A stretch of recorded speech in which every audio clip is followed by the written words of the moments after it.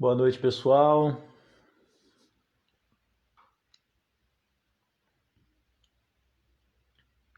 Como é que vocês estão?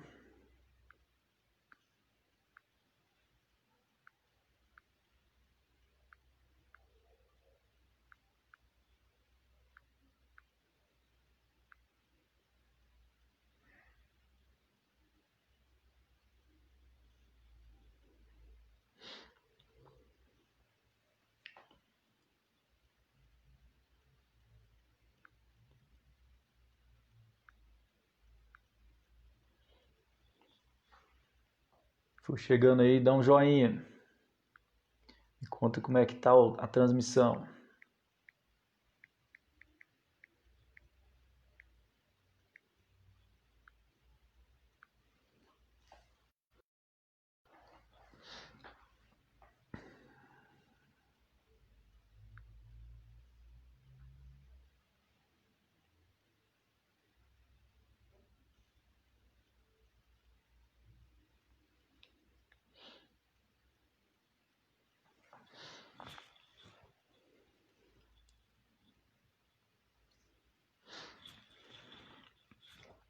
Hoje nós vamos estudar o capítulo 13.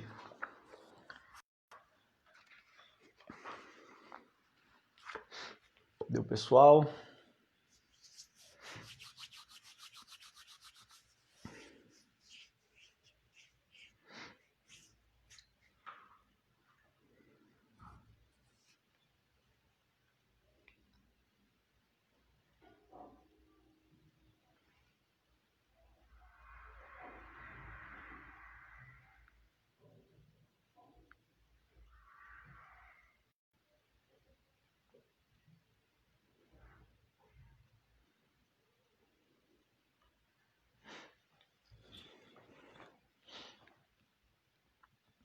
O pessoal hoje está atrasadinho aí, ó.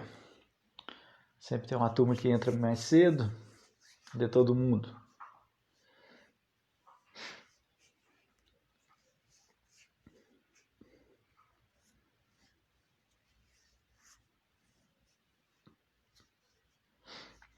Bom, vou dando os avisos aqui para quem for assistir depois, né? Lembrando, pessoal, que o Centro Espírita Amor, Fé e Luz promove uma conversa fraterna online.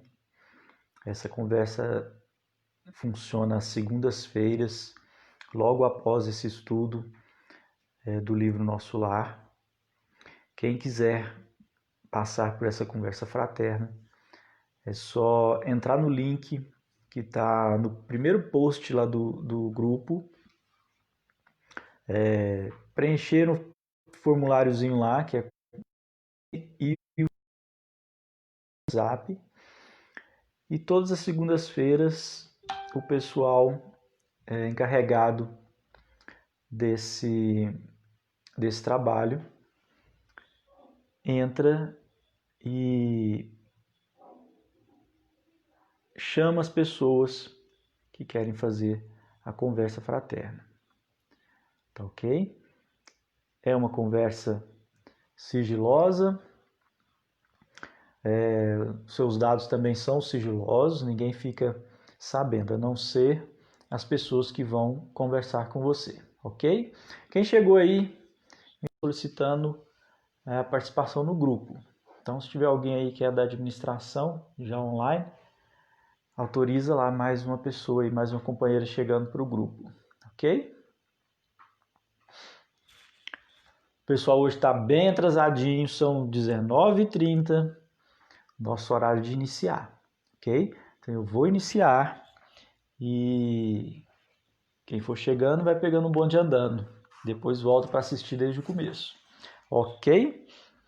Lembrando que também que às sextas-feiras nós temos a nossa reunião pública, transmitida aqui no grupo também, e que nós mudamos o horário. Era às 19 horas, nós passamos para as 19h30 também, para podermos ficar aí com um horário padronizado das nossas atividades e também porque nós acreditamos que às 19h30 é melhor para as pessoas poderem nos acompanhar, né?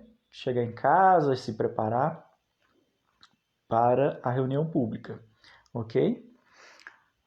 Solange, boa noite. Maria Terezinha, boa noite. Que bom a participação de vocês aí, ok? Bom, então, convido vocês a fecharem os olhos, elevarem o pensamento a Deus, ao Mestre Jesus e a toda a espiritualidade amiga aqui presente. Vamos agradecer pela oportunidade de aqui estarmos reunidos, agradecermos pela tecnologia que nos permite estarmos unidos, mesmo distantes fisicamente uns dos outros, agradecer a oportunidade que temos de estudar o livro Nosso Lar e de aprendermos com as experiências que nos foram transmitidas por André Luiz. Vamos pedir a esses irmãos, esses amigos tão amorosos que nos acompanham, que nos auxiliem a bem entender e a bem compreender as palavras do nosso irmão André Luiz e os seus ensinamentos. E, acima de tudo, que possamos colocar em prática os ensinamentos que recebemos aqui. Que a paz do Divino Mestre vibre nos corações de todos aqui presentes, hoje e sempre, e que assim seja. Mais uma vez, boa noite a todos. A Valda também chegou aí, boa noite, Valda. Tem mais alguém aí que eu ainda não consegui identificar. Rosângela, né, Rosângela? Você está aí também, né, Rosângela? Apareceu aqui o íconezinho assim, com a sua fotinha. Boa noite, sejam todos bem-vindos, ok? Pessoal, hoje nós vamos falar então sobre o capítulo 13. O capítulo 13 tem o título de No Gabinete do Ministro. Então, só recapitulando um pouquinho, né? André Luiz ainda se encontra em recuperação, né? Ainda se encontra lá naquelas instalações hospitalares, se recuperando do seu período no umbral. Com as melhores crescentes, surgia a necessidade de movimentação e trabalho. Decorrido tanto tempo, esgotados anos difíceis de luta, volvia-me o interesse pelos afazeres que enchiam o dia útil de todo homem normal no mundo. Incontestável que havia perdido excelentes oportunidades na terra, que muitas falhas me assinalavam o caminho. Agora, porém, recordava os 15 anos de clínica, sentindo um certo vazio no coração. Identificava-me a mim mesmo como vigoroso agricultor em pleno campo, de mãos atadas e impossibilitado de atacar o trabalho. Cercado de enfermos, não podia aproximar-me, como noutros tempos, reunindo em mim o amigo, o médico e o pesquisador. Ouvindo gemidos incessantes nos apartamentos contíguos, não me era lícita nem mesmo a função de enfermeiro e colaborador nos casos de socorro urgente. Claro que não me faltava desejo. Minha posição ali, contudo, era assaz humilde para me atrever. Os médicos espirituais eram detentores de técnica diferente. No planeta, sabia que meu direito de intervir começava nos livros conhecidos e nos títulos conquistados, mas naquele ambiente novo, a medicina começava no coração, exteriorizando-se em amor e cuidado fraternal. Qualquer enfermeiro dos mais simples em nosso lar tinha conhecimentos e possibilidades muito superiores à minha ciência. Inexequível, portanto, qualquer tentativa de trabalho espontâneo, por constituir, a meu ver, invasão de seara alheia. Então, pessoal, André Luiz, ele já se encontra mais fortificado, né, mais recuperado. Então ele começa a sentir a necessidade, né, a se recordar do tempo em que ele trabalhava, né, no plano físico. de produzir, né? Ele tem essa necessidade de produzir, de colocar a mão na massa, né? De alguma forma. E ele começa a se lembrar, né, da sua última experiência terrestre, né, como médico, onde ele podia servir, ele podia ajudar as pessoas com o seu conhecimento, né, com o seu título de médico. No entanto, ali naquele local, ele estava num parque hospitalar, né, mas ele não podia exercer a sua atividade de médico ali. Porque todo o conhecimento que ele tinha da medicina no plano físico, ali não servia para nada. A medicina que é praticada no plano espiritual, ela é muito diferente da medicina praticada no plano físico. Então ele não tinha os conhecimentos, as técnicas necessárias para auxiliar. E como ele mesmo diz, até os enfermeiros dali tinham naquele momento muito mais conhecimento das técnicas, né, necessárias para o auxílio do que ele. Né? Então esse é o questionamento dele nesse momento. Josiane, eu não sei se você viu, tem uma pessoa solicitando a participação no grupo. Então, se você puder liberar a participação dela lá, tá bom?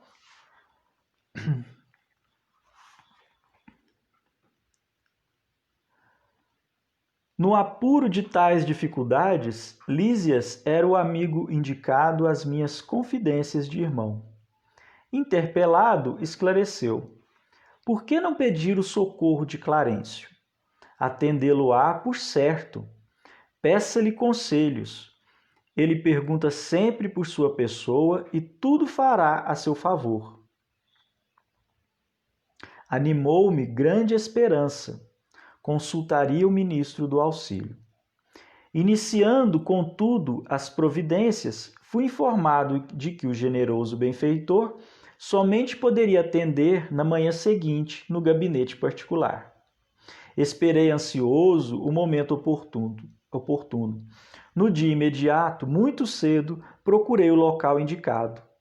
Qual não foi, porém, minha surpresa, vendo que 3 pessoas lá estavam aguardando Clarencio em identidade de circunstâncias.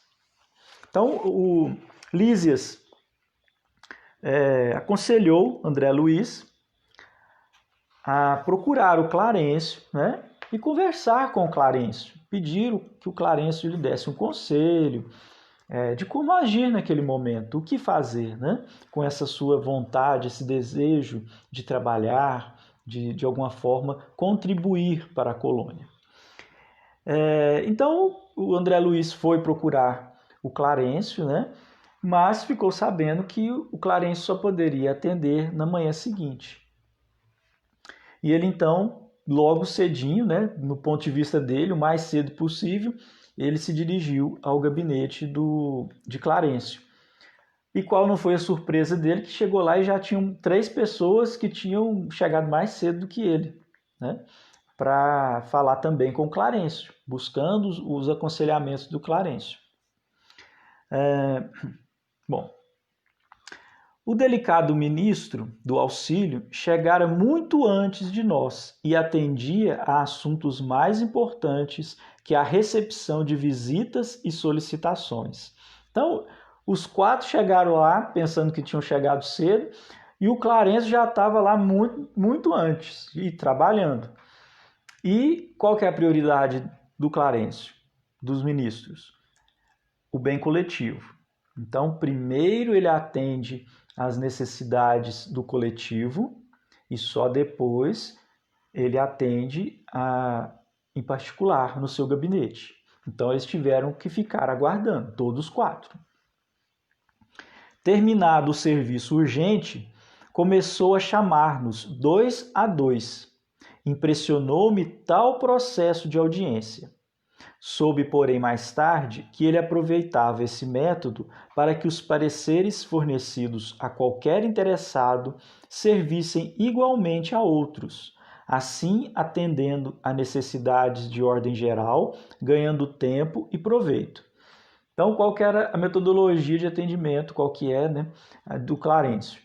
Ele atende a 2 pessoas de cada vez. Ele não atende uma pessoa por vez, né? Ele chama 2 pessoas e conversa com as 2, não simultaneamente, mas na presença, né, um do outro. Por que ele faz isso?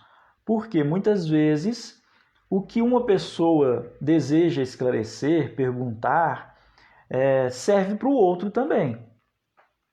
Então, dessa forma, ele ganha tempo, né? Não há necessidade dele ficar se repetindo 2, 3, 4 vezes sobre o mesmo assunto, sobre o mesmo tema, né? Então, ele já vai adiantando o trabalho. Isso porque, gente, o trabalho é inesgotável, é muito trabalho a ser feito. Então, precisa-se de agilidade, de formas de ganhar tempo. E claro, né, sempre a questão do exemplo. O que ele fala para uma pessoa serve de exemplo para o outro.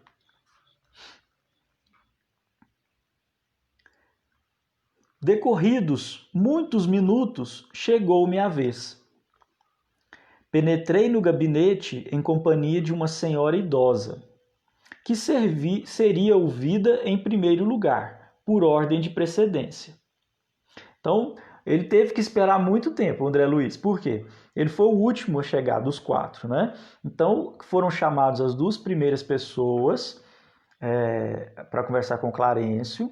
Depois que essas 2 pessoas conversaram, se esclareceram lá, foram chamados essa senhora e o André Luiz.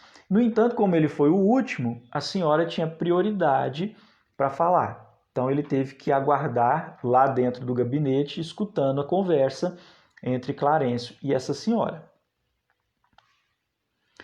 Nobre Clarencio, começou a companheira desconhecida. Venho pedir seus bons ofícios a favor de meus 2 filhos.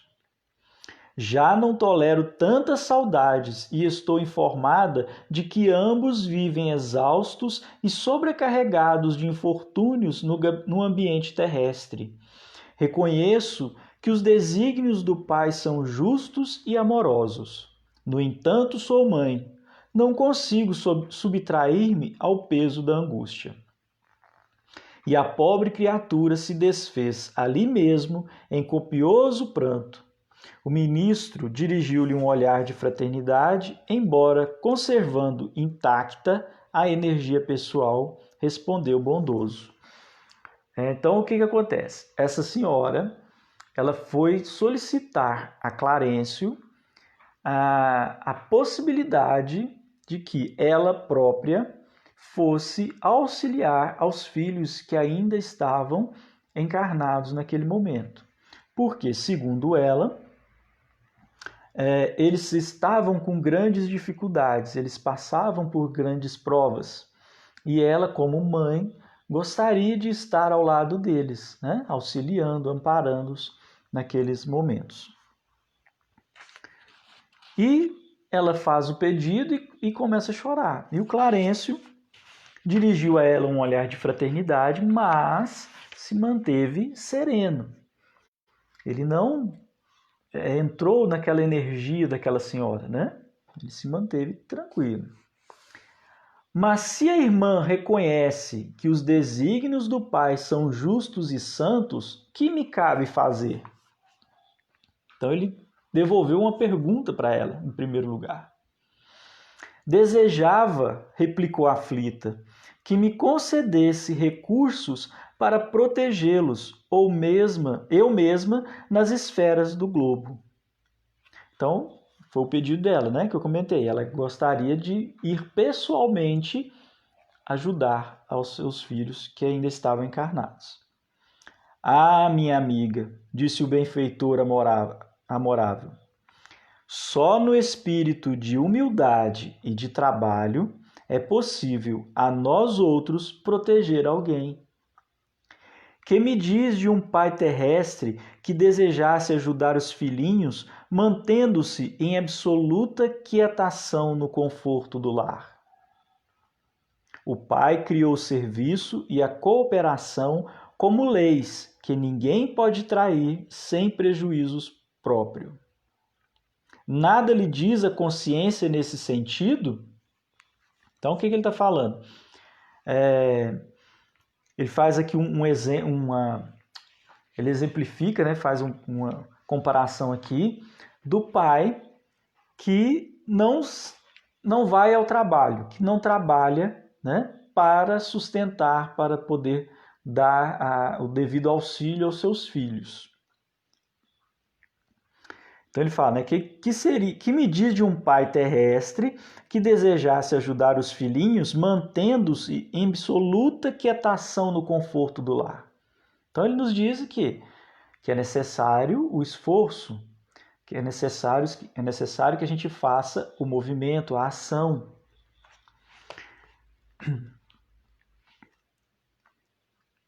E pergunta a ela, né, se a consciência dela não diz nada a ela. Quantos bônus hora poderá apresentar em benefício de sua pretensão? A interpelada respondeu hesitante: 304. É de lamentar, elucidou Clarencio sorrindo, pois aqui se hospeda há mais de 6 anos e apenas deu à colônia até hoje 304 horas de trabalho.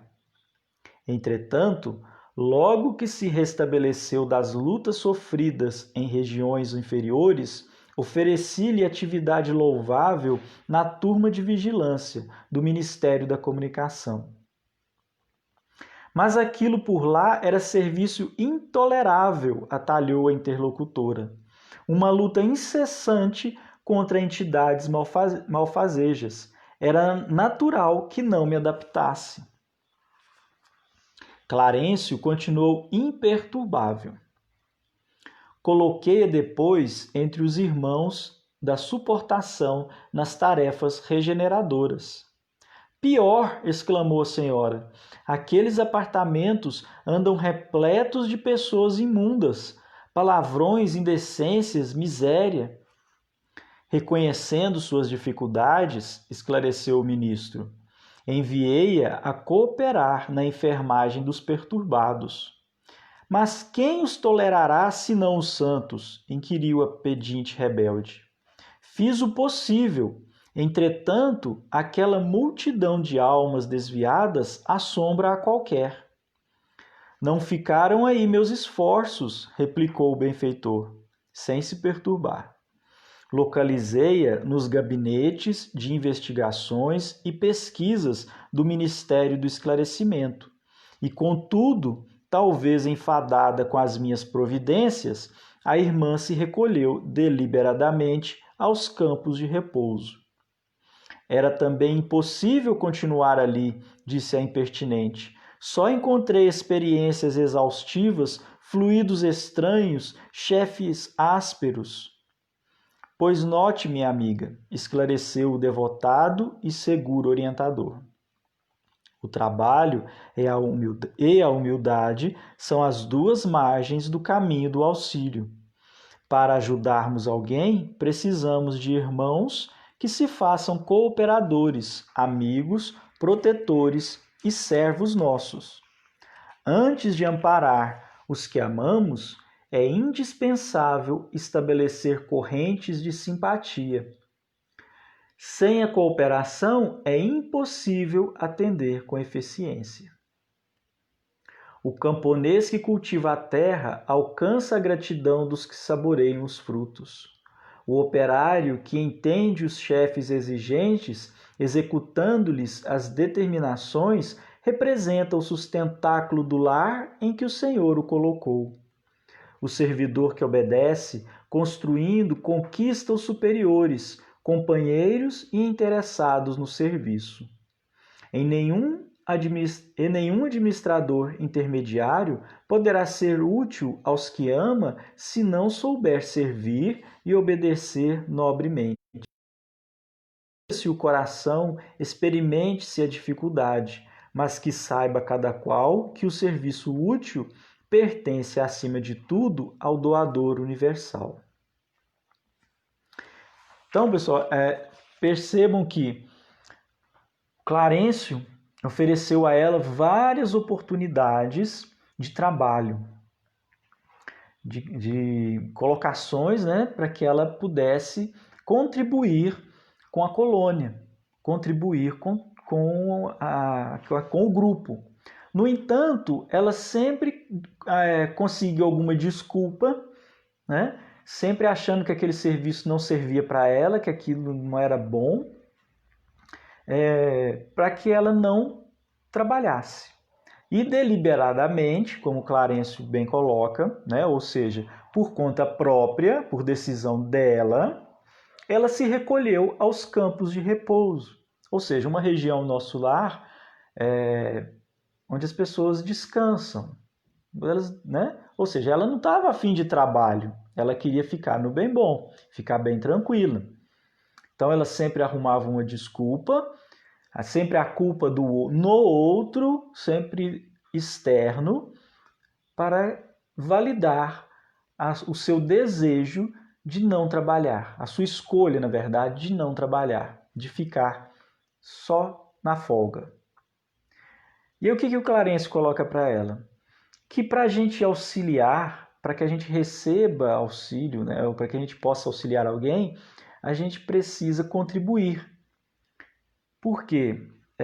Com o trabalho, servindo as pessoas, servindo ao grupo, nós vamos angariar a simpatia de outros espíritos que poderão, então, estar em posição de nos auxiliar. Né? Quando a gente faz uma intercessão, né? Quando a gente está pedindo por alguém, quando a gente quer auxiliar alguém, como é o caso dela aqui, que quer auxiliar aos filhos. No entanto, ela não reuniu, né, pessoas, afetos que possam auxiliá-la nesse momento, que possam oferecer essa ajuda aos filhos dela. E é isso que o Clarencio coloca. E nós precisamos, então, observar isso, gente. Nós não somos seres isolados, nós precisamos estar conectados com outros seres. E a gente se conecta através do trabalho, do serviço. Servindo ao outro, a gente vai se fortalecendo e a gente vai criando essa ligação, essa cadeia, né, de ligações, essa rede, vamos dizer assim, essa rede de apoio para que a gente possa se utilizar, né, no momento de necessidade. Isso é bem claro, por exemplo, no caso do André Luiz, porque a mãe dele intercedeu por ele junto a Clarencio, e Clarencio foi, então, em busca dele no umbral. Isso só ocorreu por quê? Porque a mãe dele, um ser já mais evoluído, no decorrer da sua existência, né, trabalhou, serviu e conquistou outros seres, né, outros espíritos que naquele momento atenderam ao chamado dela. São laços de amor, laços de simpatia. Da mesma forma como nós auxiliamos aos nossos amigos, né? Quando um amigo nosso tem alguma dificuldade e nos pede um auxílio, a gente vai em socorro ao nosso amigo, prontamente. Coisa que normalmente a gente não vai fazer em situações assim por um desconhecido. Né? É claro que se tiver uma emergência, você estiver ali, você vai socorrer um desconhecido. Mas uma pessoa que, por exemplo, te liga, sei lá, te liga às 3 da manhã, fala, eu tô com o carro quebrado aqui, tem jeito de você vir me ajudar aqui? Você só vai fazer isso se for um amigo seu, uma pessoa próxima a você, que você tem em consideração. Se for um desconhecido, você vai falar, eu nem te conheço, não vou sair da minha casa, não sei, não te conheço. É mais ou menos isso, gente. A gente precisa criar esses laços de simpatia, de amor que nos liga a outros seres. E isso a gente cria através do trabalho, através do servir ao outro, certo?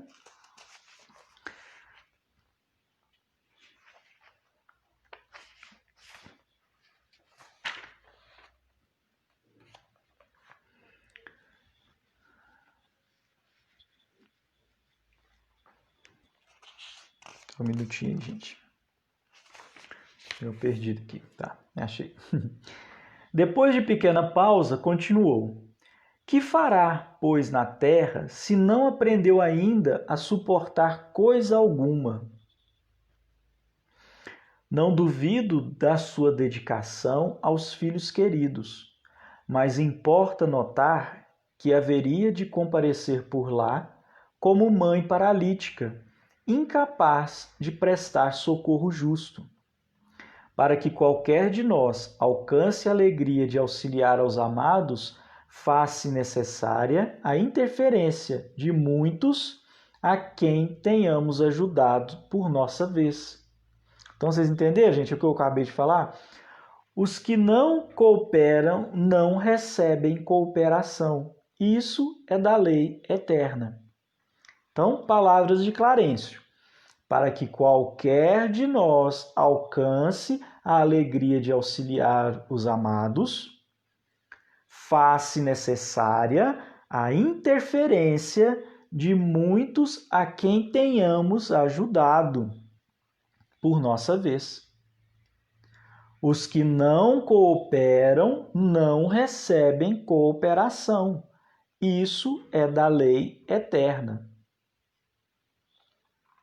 Então, aí um detalhe aqui que ele fala, né? Nesses 6 anos que ela esteve em nosso lar e não serviu, não trabalhou, ela perdeu também a oportunidade de se melhorar, de se aprimorar, de aprender para ter condições de descer ao plano físico e lidar com as situações que ela encontraria, né, em relação aos filhos, com equilíbrio e de forma a poder realmente auxiliar. No momento, se ela retornasse ao plano físico, como era a intenção dela, ela não saberia como fazer. Ela iria se desequilibrar mais ainda ao ver as situações, as questões e não saber como lidar com elas. Tá? E se minha irmã nada acumulou de seu para dar, é justo que procure a contribuição amorosa dos outros. Mas como receber a colaboração imprescindível se ainda não semeou nem mesmo a simples simpatia? Então, o que ele coloca? É claro que se nós não temos a condição de auxiliarmos, ou seja, no caso dela, se ela ainda não sabia, ela ainda não tinha condições de voltar ao plano físico e auxiliar aos filhos, né? Era justo que ela fizesse o quê? Que ela intercedesse por eles, ou seja, que ela solicitasse a outros espíritos, a outros seres em condições de auxiliar aos filhos, que eles fossem, em nome dela, né, auxiliá-los. Só que ela não podia fazer nenhuma coisa nem outra, porque ela não tinha feito o aprendizado, ela não tinha se preparado para essa tarefa e não tinha criado também os laços com esses espíritos, com esses seres que poderiam fazer isso por ela.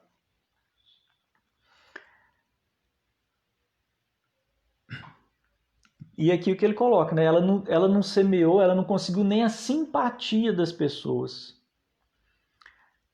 Como ela sempre achava que os lugares não serviam para ela, né? Ela estava ali sempre de mau grado, ela nem a simpatia de outros espíritos ela não conseguiu. Volte aos campos de repouso, onde se abrigou ultimamente, e reflita.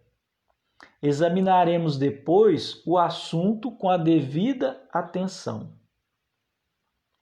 Então, o que ele fala para ela? Ele nem ofereceu uma outra oportunidade de trabalho para ela.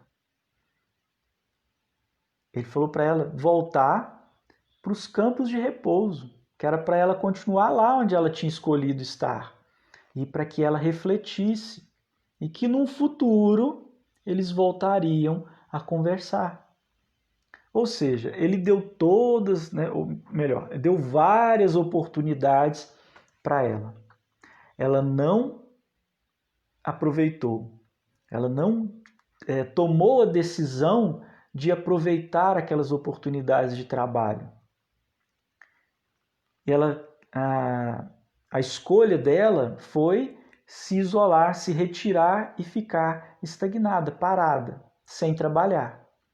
E tudo bem, ninguém foi lá falar para ela que ela não podia. Era a escolha dela. No entanto, essa escolha dela gerou uma resposta. A resposta o que é? No momento, ela não tem recursos para desenvolver a atividade que ela deseja. E o Clarencio, percebendo que ela não teve uma mudança de atitude, ou seja, ela está exteriorizando esse desejo, mas lá no íntimo dela ela quer ficar da mesma situação. Ela quer continuar nos campos de repouso. Então o Clarencio fala para ela, então volta para lá, fica lá, continue lá. Com certeza, se ele tivesse observado nela um desejo real, uma mudança real, uma escolha diferente, ele teria ali oferecido a ela, então, uma nova oportunidade de trabalho. Um novo local onde ela pudesse iniciar essa jornada ou reiniciar essa jornada de aprendizado. Mas ele não fez isso neste momento. Compreende, gente?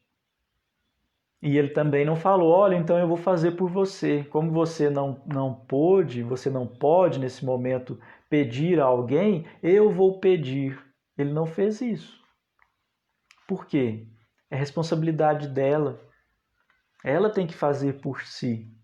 Ele já fez a parte dele, que era oportunizar, né, as condições para que ela agisse, para que ela trabalhasse, para que ela fizesse, tomasse a decisão de caminhar por si, utilizando das suas potencialidades. Mas como ela não desejou isso, ela não escolheu isso, na verdade, então, pronto. Até que ela escolha de fato, ninguém mais vai interferir nessa questão. E assim nós somos. A espiritualidade trabalha dessa forma conosco o tempo todo. Eles nos oportunizam, nos patrocinam, mas se nós não estamos interessados, eles simplesmente nos deixam. Eles não vão interferir no nosso livre-arbítrio. Ah, eu escolhi não trabalhar, não auxiliar, não praticar os ensinamentos do Cristo. Ah, tudo bem, é a sua escolha. Nós não vamos ficar aqui insistindo e te carregando, te puxando. Tá? No momento em que você fizer uma escolha diferente, a gente volta a conversar. Certo, pessoal?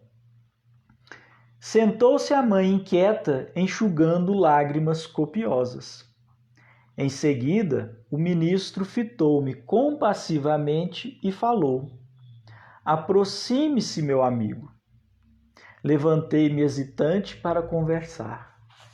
Então, vocês vejam, né, que depois de assistir, né, de camarote essas lições que o Clarencio ofereceu, né, ali àquela senhora, e claro, o André Luiz, como a gente viu, né, ele faz justamente essas entrevistas, né, simultaneamente com duas pessoas, para que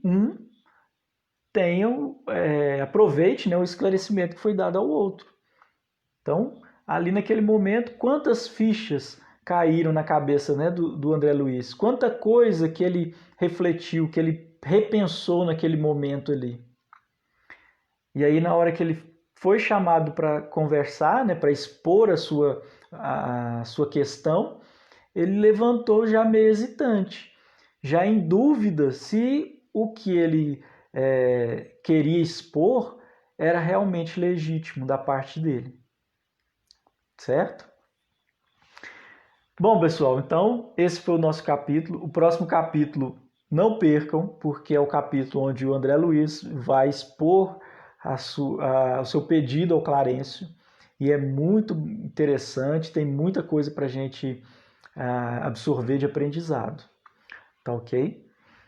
Eu aguardo vocês na próxima segunda para a gente continuar a leitura do livro Nosso Lar. Tá bom? Só reforçando, gente, para a gente terminar, a conversa fraterna que o Centro Espírita Amor, Fé e Luz promove às segundas-feiras está disponível para todo mundo que desejar, tá? Se vocês tiverem alguém aí próximo a vocês que esteja passando por alguma questão, que necessite de algum esclarecimento, que necessite de alguma orientação que possa ser oferecida sobre a luz da doutrina espírita, tá? Indique, peça a pessoa para preencher o formulário, manda para a pessoa, né, o formulário, pede para ela preencher. É tranquilo, é só o nome e o número do telefone, né, que tem o WhatsApp. E nas segundas-feiras, após esse estudo, o pessoal que é responsável por essa atividade vai entrar em contato com as pessoas que que preencheram o cadastro, ok? E na sexta-feira, gente, a nossa reunião pública da sexta-feira, sempre lembrando que nós alteramos o horário. Era às 19 horas, nós passamos para as 19h30, tá? Para quê? Para que a gente possa padronizar os horários das nossas atividades e para que as pessoas possam ter mais um tempinho, né, para chegar em casa, depois do trabalho, se preparar e participar da reunião.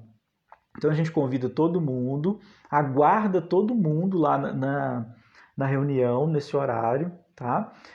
E vou pedir para vocês, convidem mais pessoas para participar, compartilhem as nossas lives aí com a turma aí, né, dos seus amigos, os grupos do WhatsApp, para que a gente possa ter mais pessoas oportunizadas, né, a participar com a gente, a se esclarecer, a conhecer um pouco mais da doutrina espírita.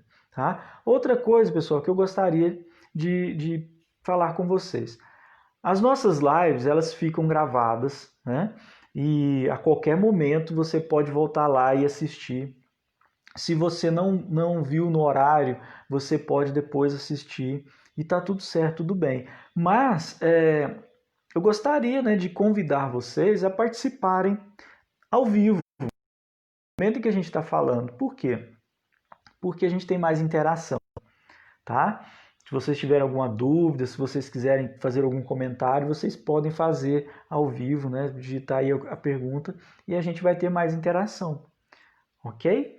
Mas cada um pode escolher aí o horário também para participar, né? Para assistir depois, se não puder assistir no horário. Mas a gente é bacana, né? Se a gente tivesse no centro fazendo as reuniões presenciais, tem o horário certo que a gente tem que ir, né? E é um compromisso, né? Então, se vocês puderem, seria muito legal a gente participar todo mundo no mesmo horário. Tá ok? Então, mais uma vez, vamos fechar os nossos olhos, elevar o nosso pensamento a Deus, ao Mestre Jesus e a toda a espiritualidade amiga aqui presente. Vamos agradecer a esses irmãos que estão sempre junto a nós, nos auxiliando, nos encaminhando. Agradecer a oportunidade de aqui estarmos aprendendo, a oportunidade de divulgarmos a doutrina espírita, de divulgarmos, mais do que a doutrina espírita, divulgarmos o cristianismo, divulgarmos o Cristo. E vamos pedir a esses irmãos que se mantenham junto de nós, que nos auxiliem sempre nas nossas dificuldades, nos nossos desafios, serenando os nossos corações, nos lembrando sempre da presença amorosa do Cristo junto a nós, e que possamos ser os mensageiros a levarmos a luz, o amor e a paz a todos os nossos irmãos necessitados de amparo e de auxílio. Que a paz do Divino Mestre vibre nos corações de todos aqui presentes, hoje e sempre, e que assim seja. Mais uma vez, pessoal, gratidão pela presença de vocês.